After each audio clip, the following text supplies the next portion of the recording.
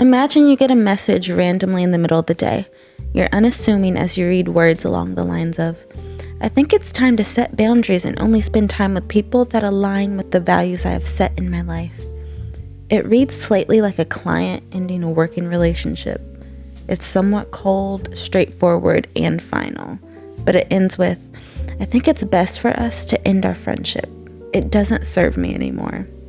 How would it feel to get such a mechanical message from someone you've presumably laughed with, shared details of your life, and had a relationship significant enough where it had to be ended? My guess is not good. I came across this article by Rebecca Fishbein called "Is Therapy Speak Making Us Selfish?" And in it, she talks about therapy speak, which she defines as descriptive language describing certain psychological concepts and behaviors, and explores the difficulties of using it to end friendships.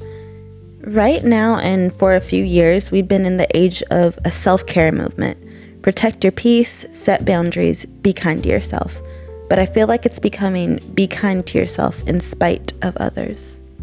It's almost like, and hear me out, like the type of people who send these messages are only taking into account their feelings and have shut themselves off, or at least want to bypass the emotions of the second party.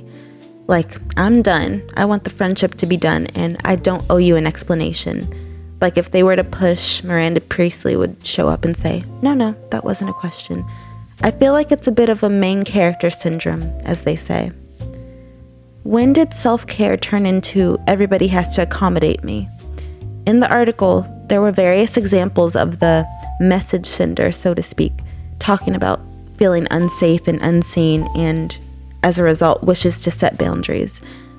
As I was scrolling through Twitter replies to the article, it seemed like the vast majority of popular responses answered the question, "Is therapy speak making us selfish?" with "No, it's not making us selfish, but it's enabling selfish people to skirt accountability and sort of play victim or look more virtuous."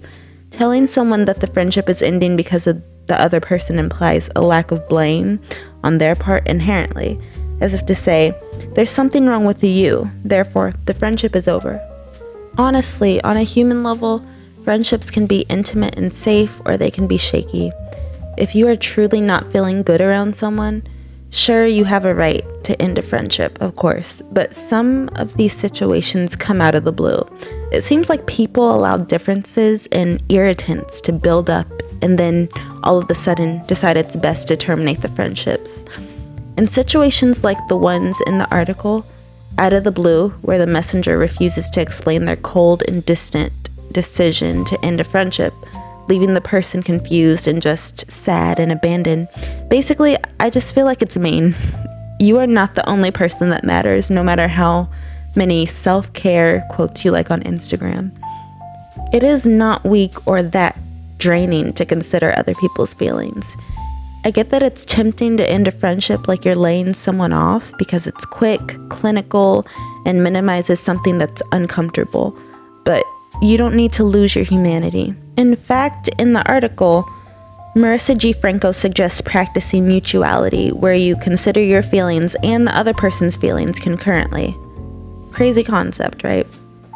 In the age of the glorification of cutting people off and protecting your peace, don't protect your peace so much that you find yourself alone, lonely, and isolated.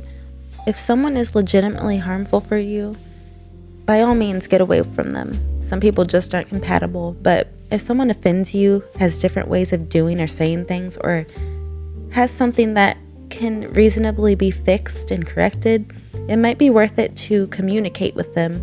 Try to remedy it, or at least make the issues known and keep the friendship up.